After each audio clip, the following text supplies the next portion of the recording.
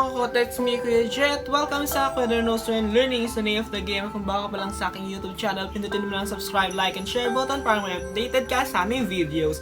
And for this lecture video ay ipagpapatuloy na natin ang Ibong Adarna kung saan tayo ay nasa ikapitong kabanata na ito ay pamamagatan nating Hanggang Kailan.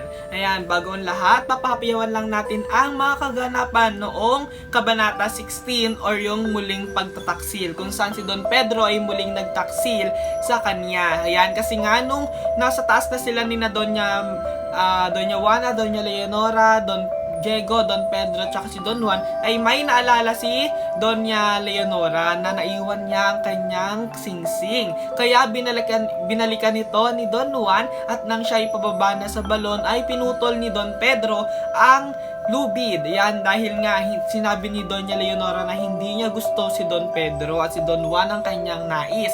Ayan, so nung nahulog na si Don Juan mula sa balon ay humingi ng tulong si Doña Leonora sa kanyang kaibigang Lobo na nasa ilalim ng balon. Yun. So si Lobo ang nagligtas kay Don Juan mula sa kanyang pagkakahulog.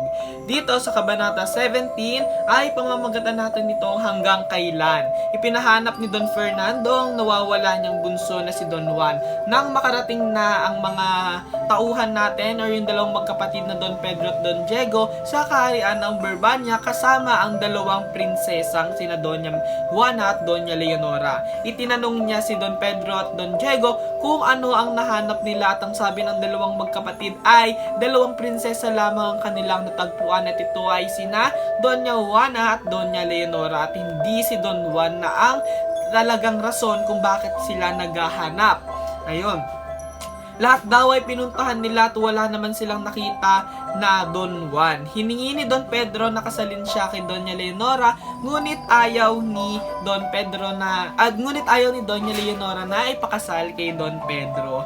Ayan, kasi mahal pa rin niya si Don Juan. Yun. So parang natakot na lang ang dalawang prinsesa natin na hindi magsabi ng katotohanan sa hari. Kasi nga parang pinagbantaan na sila ni na Don Pedro at Don Diego na wag sabihin ng katotohanan kahit alam nila ang totoong mga naganap. Samantalang si Don Diego at Doña Juana naman ay ikakasal na. Yan. So swerte si Don Diego. Yan. So malas ngayon si Don Pedro.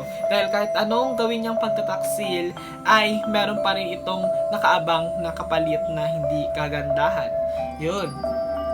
So, ito yung mga mahalagang saknong natin. So, saknong 711 kung saan kahit sa tagal na hindi nakita ni Don Fernando si Don Juan, ay si Don Juan pa rin ang kanyang hinahanap. Ayan, so dito natin makikita ni si Don Juan ang pinaka-favorite sa tatlong magkakapatid. So, saknong 729. So, dito na sabi na ipinakasal si Don Diego kay Doña Juana. Yun, so sila yung magka-tandem dito, si Don Diego at Doña Juana, kahit na si Doña Juana ay nabighani rin kay Don Juan.